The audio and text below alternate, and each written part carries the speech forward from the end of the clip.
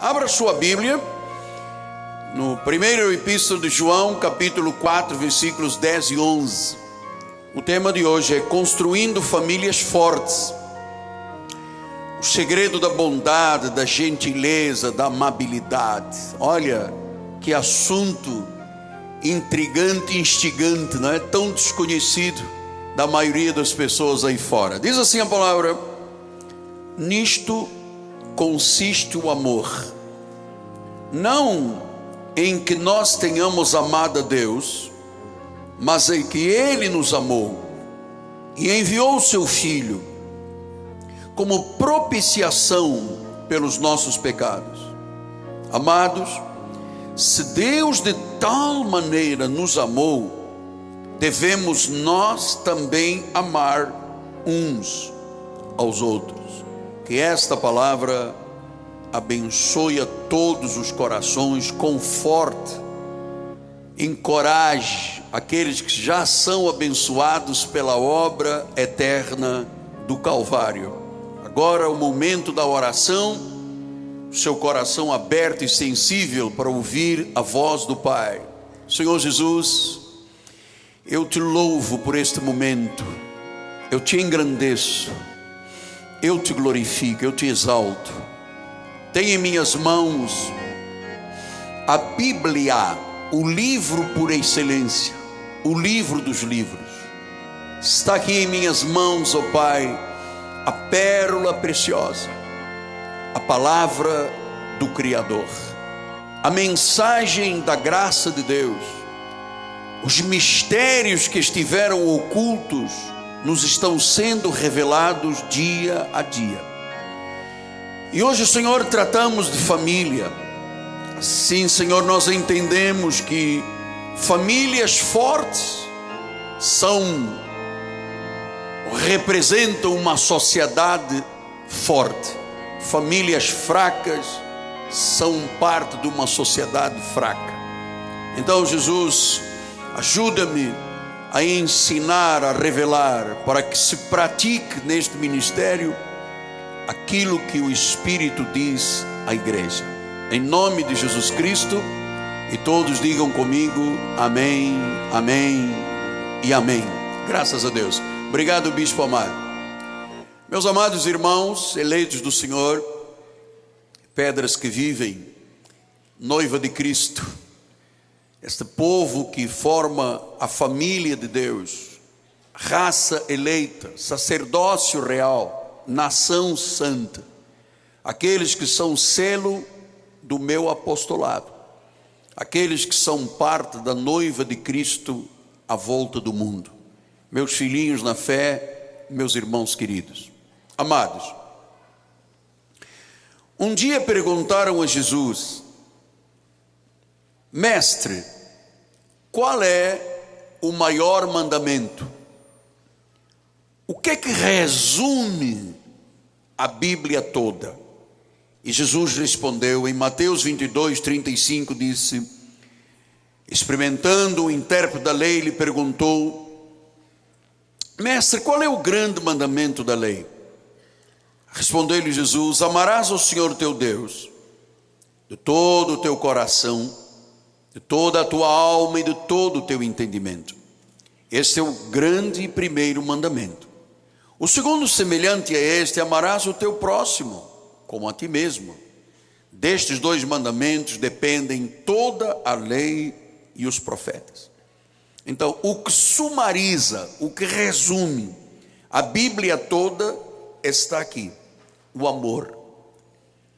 Então, Jesus estava dizendo: não há coisa mais importante que as relações entre marido, mulher, filhos ou relações interpessoais que são baseadas na palavra. Há pessoas que têm relações pelo que o mundo ensina, pelo que o cinema mostra, a novela exibe. Isso não são relações saudáveis. A relação saudável é aquela que se constitui baseada na palavra de Deus. Por quê? Porque são relações primeiro com Deus, para depois serem com o próximo. Se você tem uma boa relação com Deus, se você conhece a tua identidade, se você conhece a soberania de Deus, você vai poder até dizer, Abba, Pai. Você tem uma boa relação com Deus, você terá que ter uma boa relação com o próximo. E a pessoa mais próxima a você é o seu esposo, é a sua esposa, são os seus filhos, é o seu agregado familiar. Então, meus amados, se você for uma pessoa bem-sucedida em tudo, mas as suas relações familiares não forem boas, você está vivendo um tremendo fracasso na vida. Então nós entendemos que esta questão é tão à parte da sociedade. Quando você lê o jornal, ou jornais eletrônicos, ou ouve um noticiário, você às vezes pensa assim como eu penso, gente, mas onde está o coração desta gente? Quando um filho tem a capacidade de matar um pai, um neto degolar uma avó, uma pessoa estuprar uma pessoa de família, você pergunta, meu Deus, de onde é esta gente? Então João diz em João 15:12, o meu mandamento é este, que vos ameis uns aos outros. Como? Como eu vos amei. Assim como você tem uma relação com Deus, você pode ter uma relação com o próximo. 1 João 3,18 diz, filhinhos, não amemos de palavra, nem de língua, mas de fato e de verdade. Quer dizer que há pessoas que amam de palavra, eu te amo. Eu amo o meu carro, amo a minha casa, amo o Brasil, amo o Rio de Janeiro e amo a minha mulher. Esses conceitos de amor são totalmente contrários à Bíblia. Isso não é amor. O amor é o amor do Pai. 1 João 3,14 diz, nós sabemos que já passamos da morte para a vida, porque amamos os irmãos. Aquele que não ama, permanece na morte. Uau! Um dos sintomas, um dos sinais de que a pessoa é convertida, é cristã, é porque ela ama. E eu já tenho explicado aqui que amor não pode ser de palavra, nem fingido. O amor é uma atitude, é uma decisão de fazer com o próximo o que Deus fez comigo, amar. 1 João 3,15 disse, todo aquele que odeia o seu irmão é um assassino. Uau, apóstolo, por favor, dá um desvio dessa palavra. Não posso.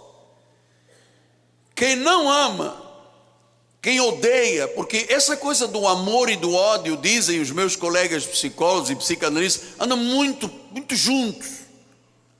O indivíduo diz, eu te amo e mata. Então ele disse, eu matei porque eu amava. Você sabe, isto é totalmente desconexo. Ninguém pode matar, ou ser violento com o outro, ou bater, ou estuprar, porque diz, eu fiz porque amo. Não existe isso aqui. Isso é assassinato. Então aquele que odeia é um assassino. Mas ora, vós sabeis, todo assassino não tem vida eterna. Então ele está dizendo, olha, ódio não pode fazer parte da vida de um cristão. Ódio é sintoma de assassinato. Por isso que nossa sociedade está aí de ponta cabeça, porque não entende isso aqui. Então o que é amor? Essa palavra vem de uma palavra grega, é ágape. O bispo tem aí, ágape. Ágape quer dizer que é um sentimento que não é instintivo. A pessoa não diz, eu hoje acordei, estou amando. Não. É uma atitude que é resultante da nova natureza criada segundo Cristo.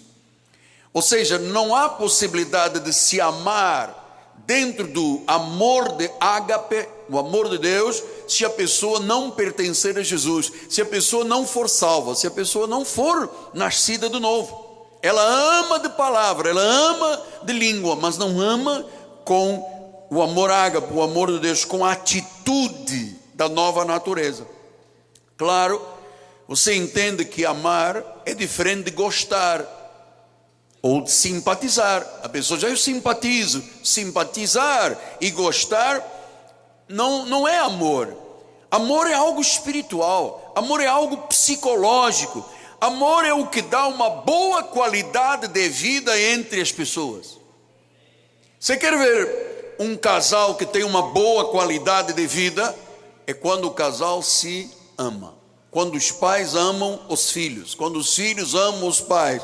Então, isso dá uma boa qualidade de vida. Quer dizer que onde há amor, há uma boa qualidade de vida.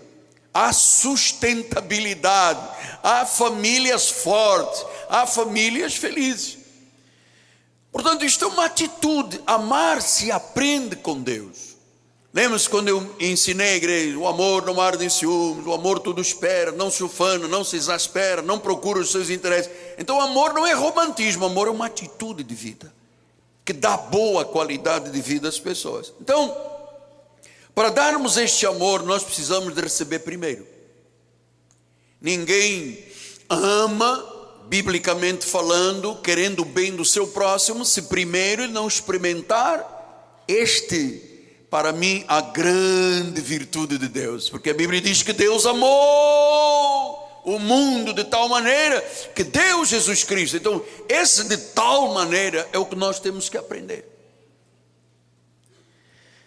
1 João 4,19 diz: nós amamos, ou seja, temos a capacidade hoje de amar como Deus ama, porque Ele nos amou primeiro. Eu era um católico romano. Eu não sabia quem era Deus, eu não conhecia esse amor de Deus, um salvador, um redentor, um mediador, um soberano, um cabeça da igreja. Eu estava habituado a amar uma imagem, e você sabe que quem ama a imagem se torna igual a ela, sem vida, sem expressão, se alimenta de cinzas.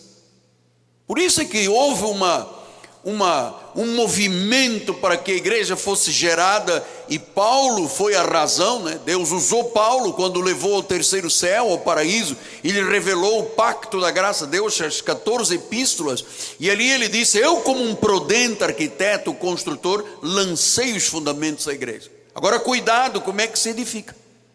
Então, como é que se edifica a igreja?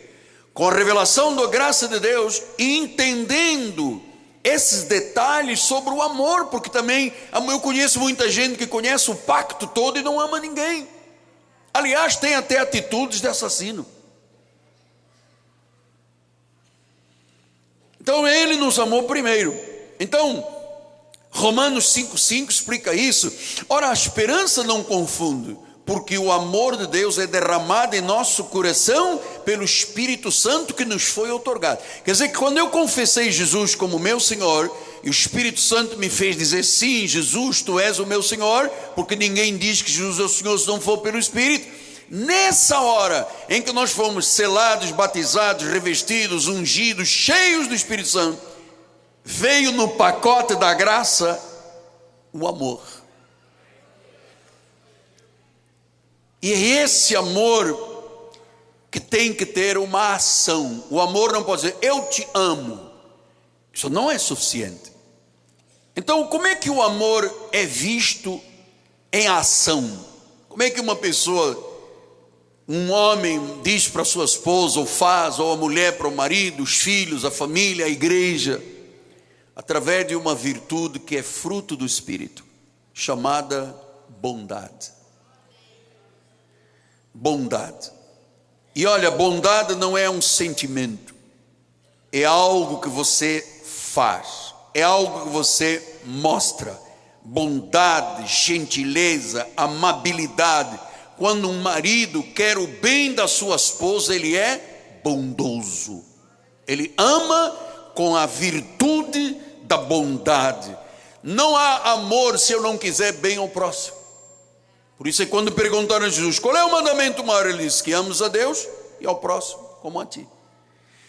Então Tito mostra como é que Deus expressou a bondade dele conosco. O amor é a ação. Ele diz assim, Tito 3,4: quando porém se manifestou a benignidade de Deus, quando Deus mostrou que era bom, e é uma das coisas muito difíceis das pessoas entenderem aí fora, como Deus é bom, porque as pessoas têm muito medo de Deus, porque é transmitido um Deus da lei vingativo, né? olho por olho, dente por dente, mata, fere, abate, levanta, exalta. Essa era a manifestação de Deus no antigo pacto. Mas ele disse: não, eu vou inscrever na tua mente e no teu coração as minhas leis para que você possa cumprir, e com o teu passado eu não me lembrarei mais das tuas iniquidades, eu usarei de misericórdia.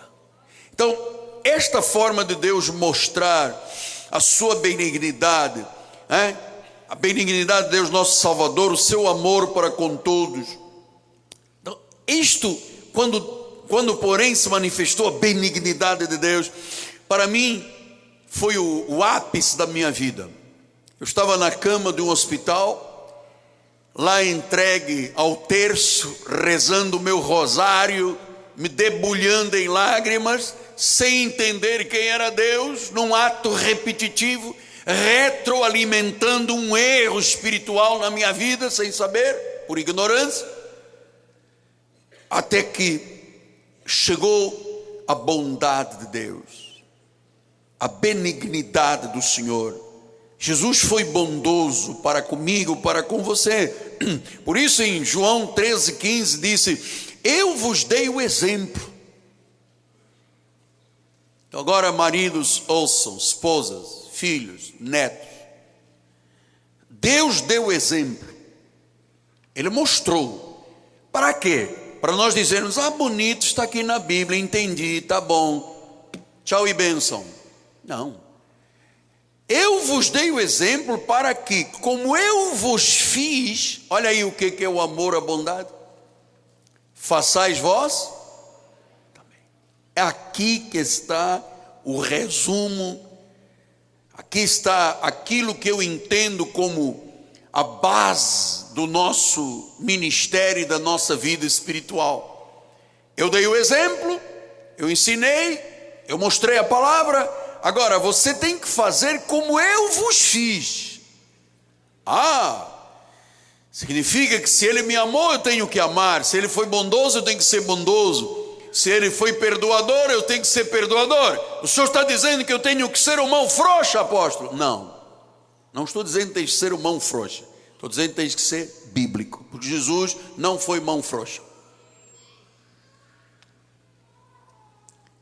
Então, versículo 17 disse: ora, se sabeis estas coisas, se te é ensinado o pacto da graça, se te é revelado estas virtudes, são reveladas estas virtudes, então bem-aventurados sois. Se a maior infelicidade de um ser humano é rejeitar a palavra. Toda pessoa que rejeita a palavra, a Bíblia diz isto: pobreza e afronta, não só nas questões financeiras, em todas as áreas da vida. Então nós vamos entender agora que Deus mostrou sua bondade, e nós temos que ser bondosos. Por que isto é necessário dizer em pleno século 21? Por que eu estou distribuindo uma carta de uma declaração pública sobre casamento e família, que você vai receber e vai levar para casa, vai ler, vai apreciar e vai entender o significado da igreja? Porque este mundo é muito cruel. As pessoas sem Jesus são muito cruéis. Mas as faltas de virtude são terríveis. Hoje é semente como o diabo gosta. Então nós precisamos entender alguns passos. Em primeiro lugar, Deus nos compreende por causa da sua bondade e nos aceita com as nossas fraquezas, erros, equívocos, sentimentos às vezes ponto fora da curva. Mas Deus te amou mesmo assim. Deus nos compreende, Deus é bondoso, porque em Hebreus 4,15 ele diz: porque não temos um sumo sacerdote que não possa compadecer-se das nossas fraquezas. Eu tenho fraquezas, você tem fraquezas, mas Deus se compadece. Nós somos pó, somos um corpo de carne. A Bíblia diz que é carne de imundícia, é corpo de humilhação. Então ele disse, Deus compadece, Ele compreende, Ele se compadece com as nossas fraquezas. Ele também foi tentado em todas as coisas à nossa semelhança, mas sem pecado.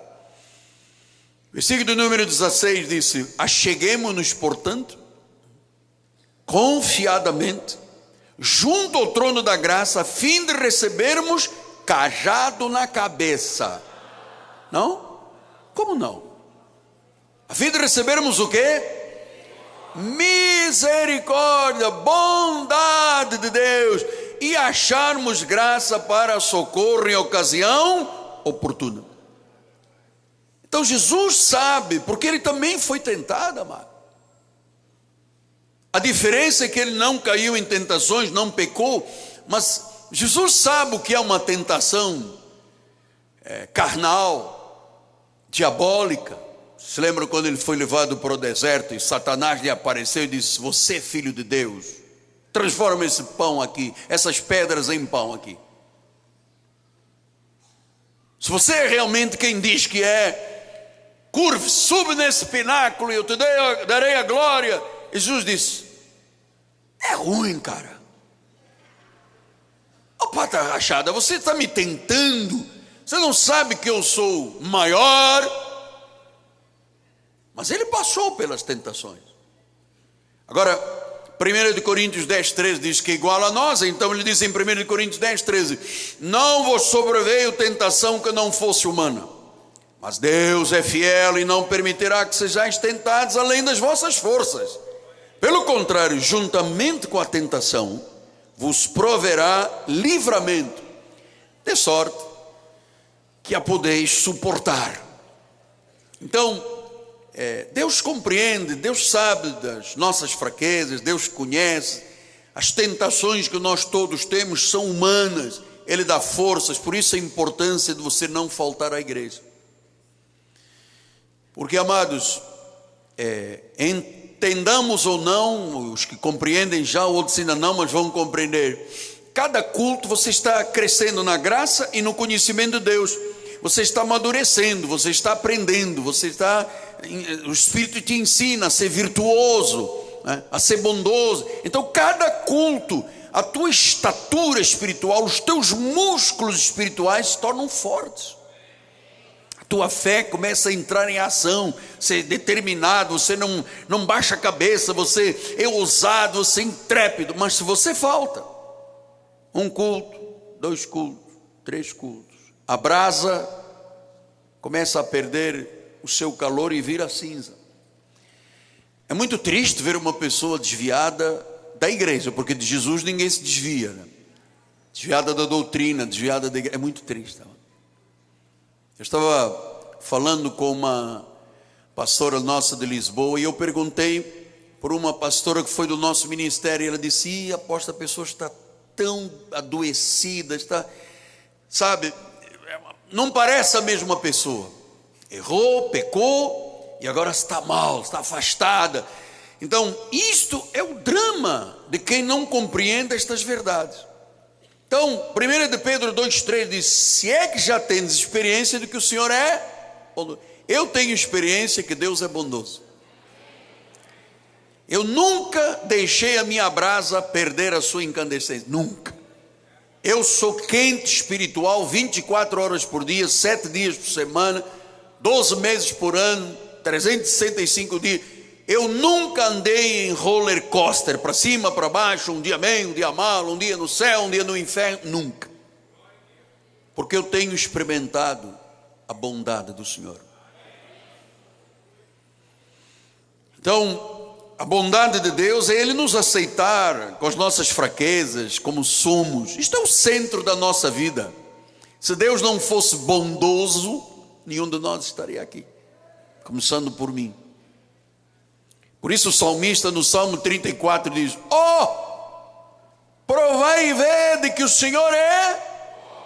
A lei diz que não, que o Senhor vai te castigar, vai tirar o nome do livro da vida, vai mandar um anjo apagar o nome,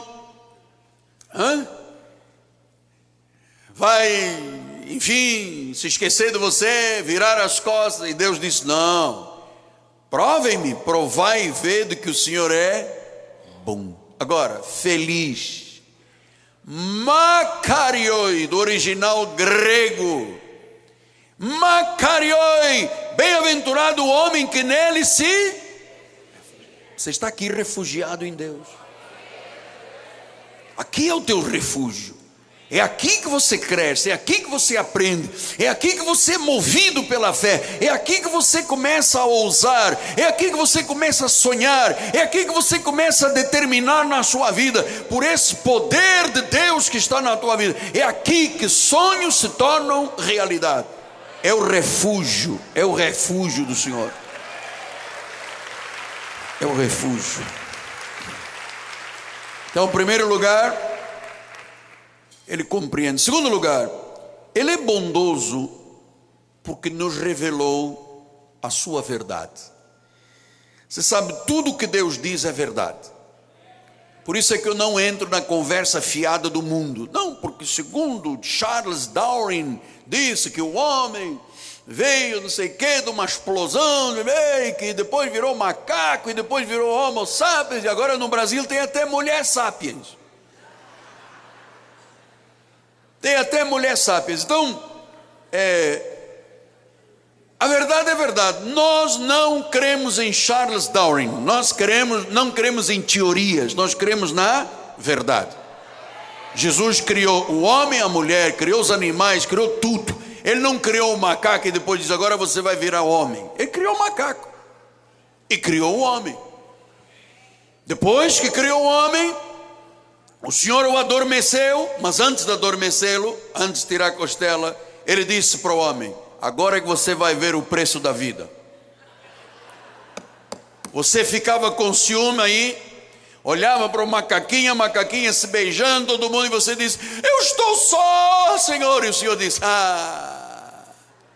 eu vou te arranjar um trabalho para o resto da vida. E ele já estava anestesiado. Ela vai te pedir cartão de crédito, ela vai começar a dizer que não tem roupa, não tem sapato, você vai ver o que é doce. Ele já estava meio anestesiado e disse, Senhor, afasta de mim esses caras. Não posso. Eu vou te arranjar uma auxiliadora para gastar o teu dinheiro. Quando ele acordou, ele olhou de alto a baixo e disse, uau. Diga, uau. Ninguém quer dizer, você não quer me ajudar, cara? Fala, uau. Ele olhou a mulher e disse, uau. Esta é Ishaha. Essa é carne da minha carne, ossos dos meus ossos. Aí Eva chegou e disse, você não vai me comprar um sapato da Schultz? Ou da Lebotan? E Adão disse, não, isso é facada, isso é facada. Então, a bondade de Deus é porque Ele nos diz a verdade. João 8,32 diz, conhecereis a verdade e a verdade vos libertará. Deus te ama como você é, como nós somos. Então a sua verdade nos libertou. Tudo o que Ele diz é verdade. O que Ele diz sobre nós, sobre as nossas relações familiares, relações interpessoais, o que é certo, o que é errado. Amado, se Deus disse que é um homem e uma mulher, não adianta pensar que são dois homens e duas mulheres. Isso é contra Deus. Se Deus disse que você não pode se juntar a quem é das trevas, isto é verdade. Não há comunhão entre luz e trevas.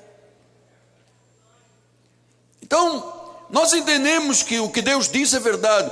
E um dos aspectos da bondade é que Ele, sendo verdadeiro e nos deu a verdade, nos ensinou a verdade, Ele quer que sejamos verdadeiros. E um dos aspectos do amor e da bondade é que nós temos que ser verdadeiros uns com os outros. Efésios 4,15 diz, seguindo a verdade em amor, cresçamos em tudo naquele que é o cabeça, que é Cristo. Então, seguindo a verdade em amor. Então, amado, eu vou lhe dizer, um dos segredos da harmonia de uma família é quando não há nada escondido. Nada. O casal tem que ser verdadeiro, a família tem que ser verdadeira. Sabe, não dá para fingir numa relação de marido e mulher. Porque os portugueses têm um ditado assim: mais depressa se pega um mentiroso que um coxo. E é verdade. O mentiroso é apanhado na esquina. Então, não dá para fingir. Não dá para usar máscara. Tem que ser verdadeiro. Pastor, mas se for verdadeiro, a coisa pode degringolar. Não degringola, sabe por quê? Porque a verdade é libertadora. O que é aprisionador é a mentira. Então, a coisa principal numa relação familiar é a verdade, é a honestidade. Por isso é que Provérbios 17 diz: em todo tempo ama o amigo e na angústia se faz o irmão. Amado, quando as pessoas amam, na angústia elas têm o suporte umas das outras. Provérbios 18:24: o homem que tem muitos amigos sai perdendo, mas há um amigo mais chegado que o irmão. Então nós temos aqui na igreja experiências tremendas de pessoas que estavam aqui sozinhas, passaram por dramas, e alguém chegou e deu-lhe aquele ombro, deu-lhe aquela mão, e ajudou e colaborou, levantou, porque há um amigo. Você sabe, às vezes é mais chegado que o irmão. Quem é? É a pessoa que ama voluntariamente. O amor voluntário é muito mais forte do que o amor obrigatório. Aquele que diz: olha, eu vou cuidar, eu vou ajudar, eu vou querer o seu bem. Esse é o amor verdadeiro, o amor forte. Provérbios 16:28 diz: o homem perverso espalha contendas, mas o difamador separa os maus amigos. Está vendo? O que é a falta de amor? Por isso é que eu disse: o mundo é muito cruel. Um perverso começa a espalhar contendas e difama e separa os maiores amigos. Você já teve amigos que se separaram de você porque alguém fez, disse, aconteceu, e você diz: puxa, mas eu não fiz isso, não disse isso, mas prevaleceu a mentira. Então, os verdadeiros, os maiores amigos, quem têm que ser? Marido, mulher e filhos. O lar. Aqui está a célula máter da sociedade. Aqui que está a principal célula da nossa sociedade. Família forte, sociedade forte. Famílias fracas, sociedade fraca. Os cônjuges têm que ser verdadeiros, bondosos um com o outro. Salmo 141:5 diz: fira-me o justo, será isso mercê. Repreenda-me, será como óleo sobre a minha cabeça, a qual não há de rejeitá-la. Continuarei a orar enquanto os perversos praticam maldade. Então, fira-me o justo, repreenda-me. Isto é óleo. Às vezes, uma expressão de amor e de bondade é chamar a atenção para um equívoco. Isto protege a família. Terceiro lugar, Deus, por ser bondoso para conosco, perdoou todos os nossos pecados, falhas e erros e fracassos. Isto nós vamos fazer muito mais abrangente domingo que vem, mas eu descobri na minha história de 38 anos de obra de Deus, que muitos casais vivem juntos, mas nunca se perdoaram por algum equívoco, algum erro, nunca se perdoaram. E quando não há perdão, há desejo de vingança. E claro, onde há desejo de vingança, há doença. A falta de perdão adoece, aprisiona. Ele nos perdoou, Ele é bondoso, Ele é amoroso, Ele é gracioso, o Senhor Jesus. Mas nós temos que aprender o exercício do perdão. Eu sei que algumas pessoas resistem muito nesta área de perdoar, porque perdoar não é dizer te perdoo, é ser livre, é não deixar um sentimento de ira aprisionar o coração, a mente, os sentimentos, a alma da pessoa. Há pessoas que não tiveram pais bondosos. Outro dia uma senhora, quando eu comecei a falar sobre família, ela me disse: a minha mãe foi muito cruel. O meu pai era um incendiário. Quando ele chegava a casa parecia que entrava em incêndio. Ele era insensível, ele era duro, ele era um alcoólatra. Agora você veja, uma pessoa nasce num lar onde tem uma mãe cruel, onde um pai é um incendiário, insensível, duro. Esta pessoa cresce dentro deste ambiente e ela se casa. Se aqui no meio não há uma transformação de vida, ela vai retroalimentar aquilo que veio do seu lar. E então ela tem um lar e torna-se cruel.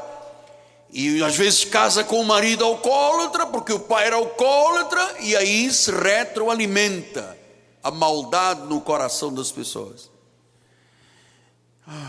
Eu preciso que você entenda que Deus está falando à igreja de Jesus, para que o povo de Deus recebeu o exemplo, pratique. Os nossos lares têm que ser de famílias fortes, tolerantes. Diz a palavra do Senhor em Romanos 3, 23 e 24: todos pecaram e carecem da glória de Deus. Versículo 24: sendo justificados gratuitamente por sua graça, mediante a redenção. Então nós fomos justificados.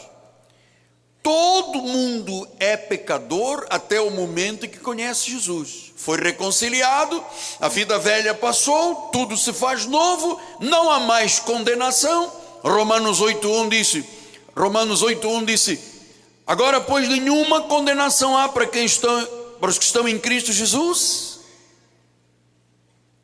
Isto que está aqui é parte da nossa identidade. Se eu não tenho condenação na minha vida, eu não posso condenar as pessoas. Se Deus me perdoou, eu tenho que ser um perdoador. Veja Efésios 1, 4 e 5, como é que diz: assim como nos escolheu nele antes da fundação do mundo, para sermos santos e irrepreensíveis perante ele, e em amor ele nos predestinou para ele, para a adoção de filho. Então a predestinação é um ato do amor de Deus, da soberania de Deus. Ele me criou, e ao criar o meu espírito, ele disse: eu o predestinei para a salvação. Todo esse plano de Deus está perfeito. Deus não está fazendo nada de novo, ele está apenas manifestando o que ele mesmo já decidiu. Agora ele disse: eu te dou o exemplo, eu te chamei para ser santo, irrepreensível, agora você tem que praticar.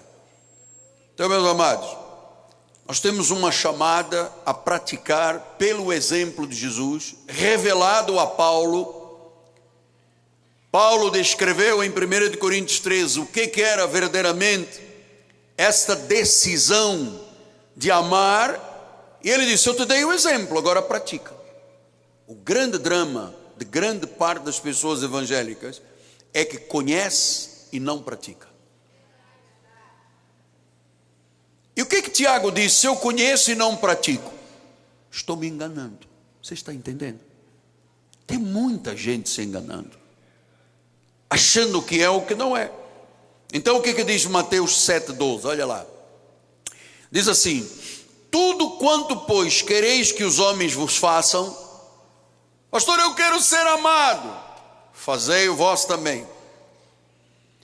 Pastor, eu quero ser perdoado, perdoe. Pastor, eu quero ser querido, seja querido. Pastor, o que você quer que a tua esposa te faça, você tem que fazer a ela, e vice-versa.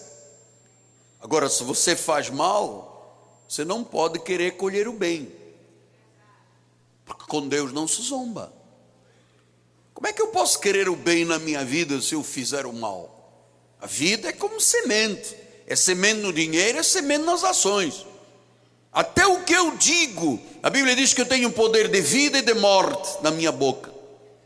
Eu tenho que saber até o que eu digo, porque se eu amo e eu quero ser amado, se eu perdoo é porque eu quero ser perdoado.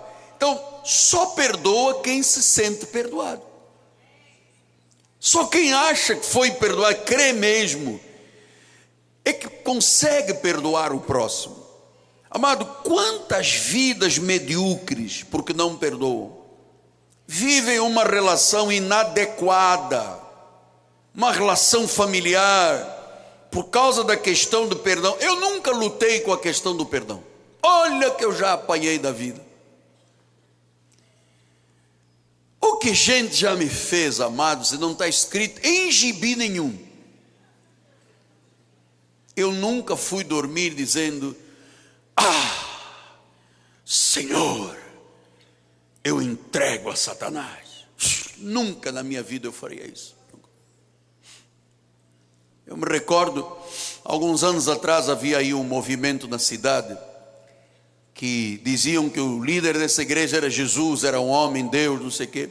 E esse senhor fez uma reunião com membros que eram aqui da igreja, para me entregar a Satanás. E eu tenho essa gravação até hoje, que o irmão que esteve nessa reunião depois me trouxe a gravação. Então eles diziam assim: o nosso ministério é uma farsa, se até o Natal, isto foi em 1995, se até o Natal de 1995 Deus não matar o Miguel Ângelo, nós não temos medo da história, nosso ministério é uma farsa. E ele dizia assim: grava aí. E ele gravou. Passou o Natal de 95, de 96, de 97, 98, 99, 2001, 2, 3, 4, 5, 6, 14, 15, e aqui estou eu.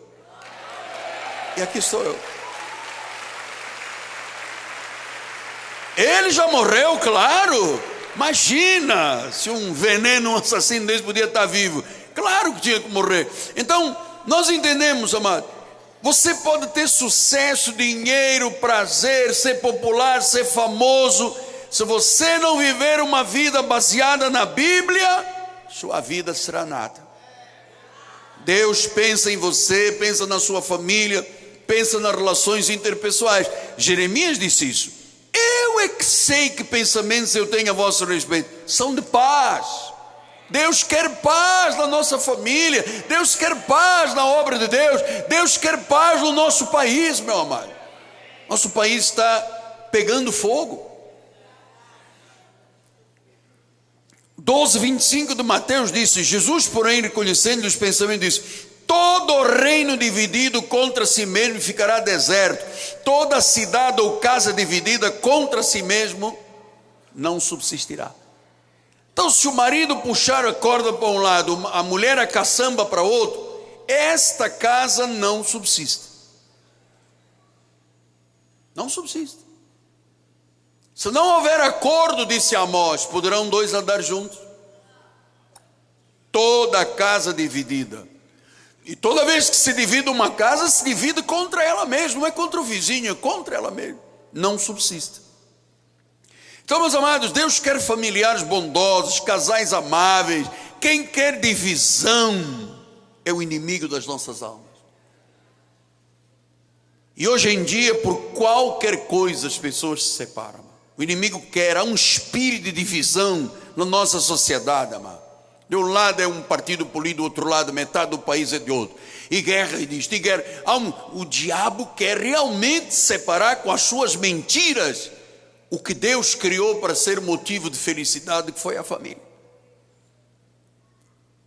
Deus quer famílias boas, bondosas, casais amáveis, gentis, que saiba dizer obrigado, saiba dizer eu te amo, que saiba ser gentil com a esposa, com o marido, que não use a questão conjugal como arma de negócio. O corpo teu, minha irmã, não te pertence, é do teu marido. O corpo do teu marido é da tua mulher. Não vos priveis uns aos outros, porque por causa da incontinência, Satanás derruba as famílias. Ah, pastor, mas eu comprei uma calça jeans. Não é para dormir de calça jeans, meu amor.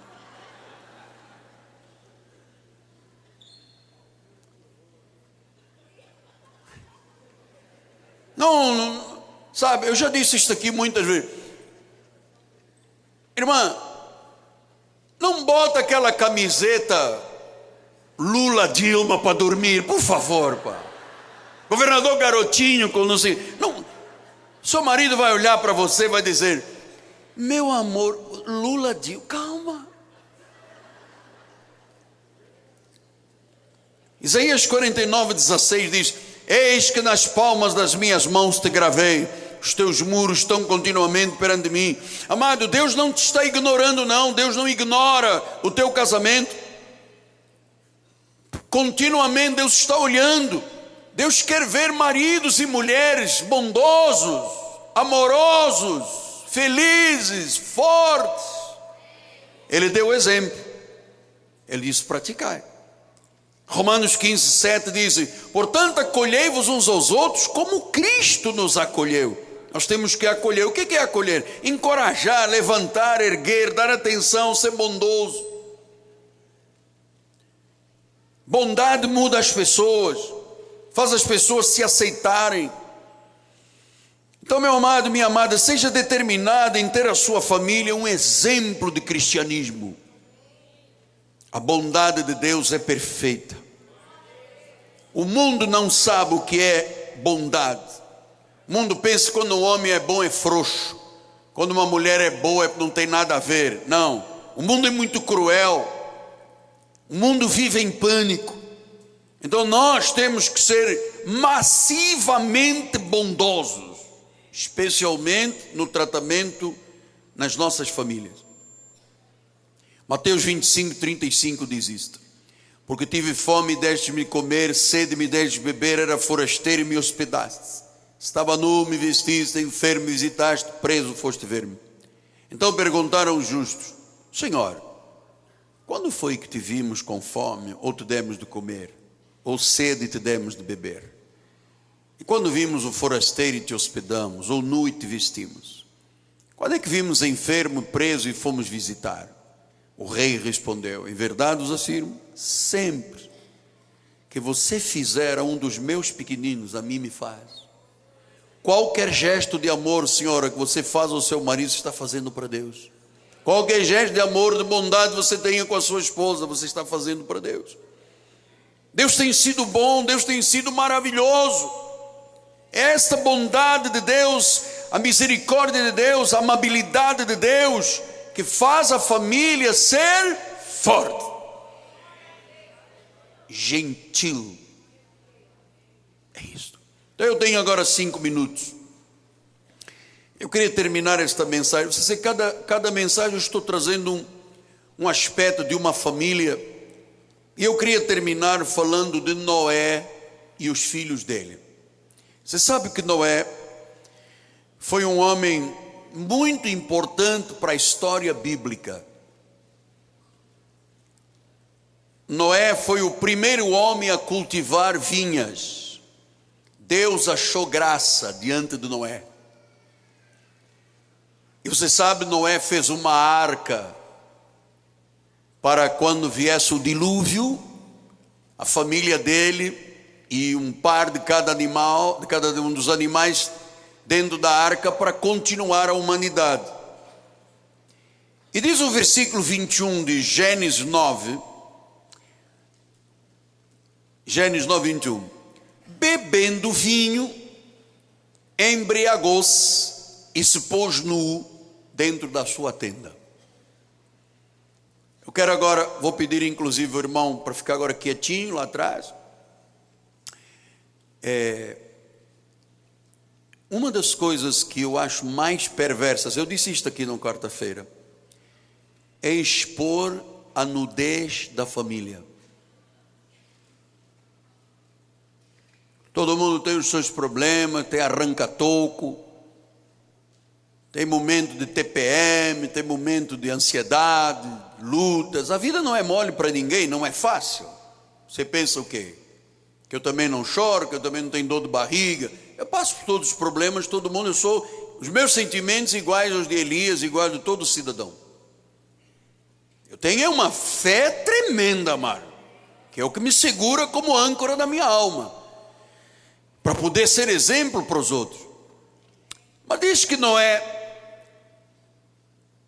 tomou-lhe um pileque. diz que ficou nu dentro da tenda.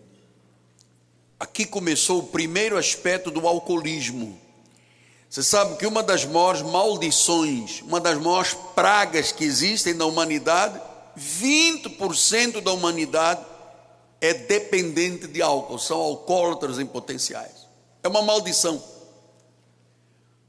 É uma maldição. Noé era um homem justo, perfeito, mas ele tinha uma fraqueza. E ele um dia bebeu, se embriagou, se despiu, se atirou para dentro de uma tenda, desnudo, e se expôs ao ridículo. Todo alcoólatra expõe a família ao ridículo. Porque é assim, um indivíduo cheira cocaína, e ele vai de carro, pumba. Aliás, nem dirige carro, não consegue, mas ele se mata, ele injeta uma superdose e morre. O alcoólatra não. O alcoólatra bebe, pega o carro, bota 5 filhos lá atrás, a mulher, a sogra, o papagaio, e bate num ponto de ônibus e rebenta todo mundo. Ele não morreu sozinho, matou todo mundo. O alcoolismo é uma praga. É uma praga. Então, diz o versículo 22, que Cão, pai de Canaã, vendo a nudez do pai, fê-lo saber fora os seus 2 irmãos.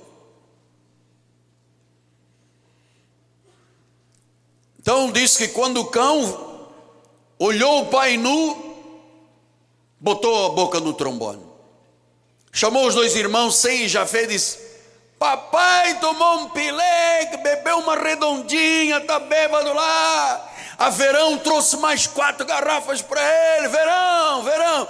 E ele disse: não, mas eu, além dos meus irmãos, eu vou falar mais os vizinhos. Pegou no celular e: vizinho, papai bebeu uma Verão, bebeu 4 redondas, uma quadrada, está bêbado. E foi espalhando. Põe no hashtag, põe no SMS, põe no Facebook, desnuda o meu pai. Isto foi um sério problema, porque filhos devem cuidar e proteger os seus pais. Os pais devem ser exemplo e exemplo.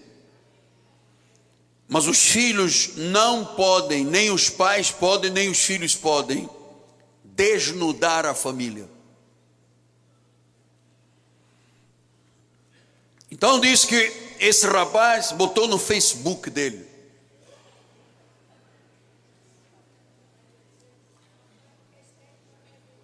pôs um hashtag, papai bêbado.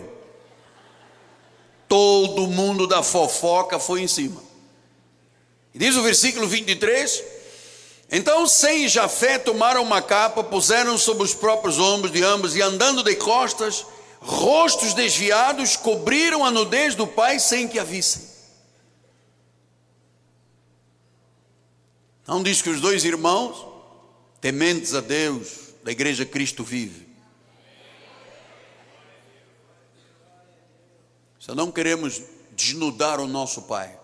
Já a desgraça já dele ter bebido, diz que entraram de trás, descosta, cobriram a nudez do pai. Então, cobriram a nudez, ou seja, preservaram a santidade da família, a despeito do que o pai tivesse feito ou a mãe tivesse feito. Ninguém pode desnudar ninguém. Se é evangélico, não pode. Então vem a resposta do 24 ao 27. Despertando Noé do seu vinho, soube o que fizera o filho mais moço, e disse: maldito seja Canaã, seja servo dos servos a seus irmãos. E ajuntou: bendito seja o Senhor Deus de Sem, Canaã lhe seja servo. Engrandeça Deus a Jafé. Jafetitas são os predestinados, gentios predestinados, onde vem a nossa origem. Habite nas tendas de Sem, os semitas, os judeus, nós temos o direito. E Canaã, o maldito, seja servo. Versículo 27. Engrandeça Deus a Jafé e habite nas tendas de 100. Mas o Canaã vai ser 0. Então, meu amado, todo pecado desnudado atrai condenação.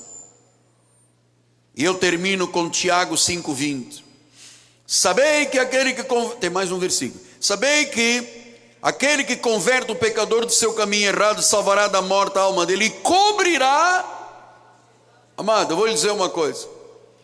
Ninguém conte comigo para desnudar ninguém. Ninguém. Porque o amor cobre multidão de pecados. Tem pessoa que adora. Vou te contar um negócio. Fala que o teu servo hoje. Você ouve. E começa. E eu termino dizendo em 1 de Pedro 4:8. Acima de tudo, porém, tende amor intenso uns para com os outros. Porque o amor cobre multidões de pecados. Que era o que Cão teria que ter feito com o pai dele, e ele desnudou o pai. O amor cobra, amado. O amor não descobre. O amor é bondoso. Assim seja, assim diz o Senhor.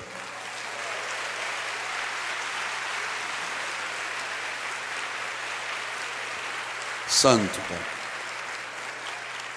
Glória a Deus. Vamos todos ficar de pé. No final do culto, leve para sua casa a declaração da igreja sobre casamento e família. Tá bem? Nossa bispa vai impetrar a bênção final. Glória a Jesus. Levante as suas mãos para os céus. Famílias amáveis, famílias bondosas. Glória a Jesus. Senhor, obrigada por esta manhã gloriosa. Obrigada porque saímos daqui mais uma vez preparados para amar aqueles que Tu nos deste como família, Senhor. Pai amado, dá ordens aos Teus anjos que levem o Teu povo em paz. Guarda a nossa entrada, a nossa saída. Senhor, livra-nos de todos os males, Pai, porque nós sabemos que a Tua graça, o Teu amor e a Tua misericórdia nos seguirão todos os dias das nossas vidas. Saia daqui para amar, ame a quem Deus te deu como família.